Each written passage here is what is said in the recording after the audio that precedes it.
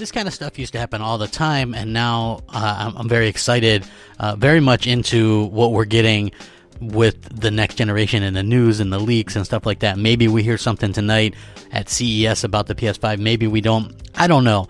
But what I do know is there's this new rumor, and I personally got these sent to me again, but you'd have to take it as, you know, with a grain of salt. But if these are true, it looks like Sony might be last minute trying to increase their specifications, increase the power and things like that to make it almost a negligible thing. Also, it came out that it's possible that the Xbox Series X isn't quite the 12 flat out T-flops that people believe it to be. So this would make it much more interesting, and I can't wait to get into this video. Please like the video, man. I appreciate you guys. You watch the videos. If you could just like the videos, that would be awesome. You know, I do daily content. It would mean a lot just to get that support from you guys. Thank you so much. I'm Crapgamer, by the way. This is Crapgamer Reviews. Rack 'em up and all that good stuff. Let's get right into this. So, according to this, and I got sent this, this is the proposed core specifications.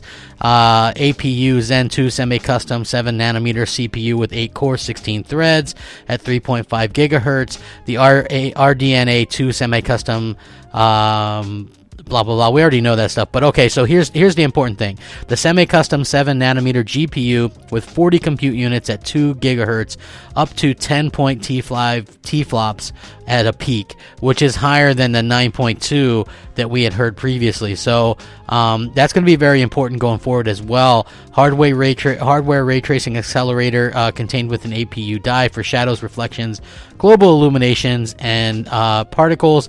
Memory at 16 gigs GDDR6, an additional 4 gigs DDR4 for system, linked to a RISC storage processor, at least 512 gigs of bandwidth via 256-bit memory interface as well. Storage 1 terabyte semi-custom NVMe solid-state drive with 1 terabyte 200 RPM hard drive. Both drives are managed together by the RISC storage processor. Now, according to this, it also launches on November 20th, 2020 at $399 with a controller, and supposedly this has one first-party game.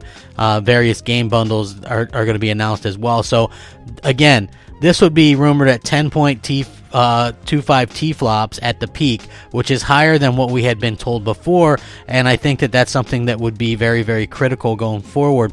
Now, when it comes to what the Xbox Series X is doing, according to this report, that's going to max out at 11.32 T-flops, which would definitely, you know, be a little bit less than what we were expecting. Everybody was running with that 12 number, and it doesn't look like the 12 number is going to be something that we're going to actually see as much of.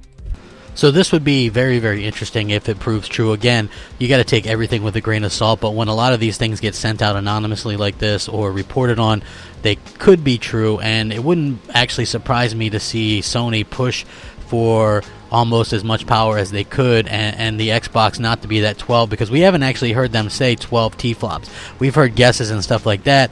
Of course, the Lockhart will put other things in there, but again, that's also just a lot of guesswork at this point. And then you still have the PS5 would be more powerful and more well known, and the Lockhart is something that it seems like developers aren't high on. So it's going to be very interesting to see how this all works out, and hopefully it does all work out.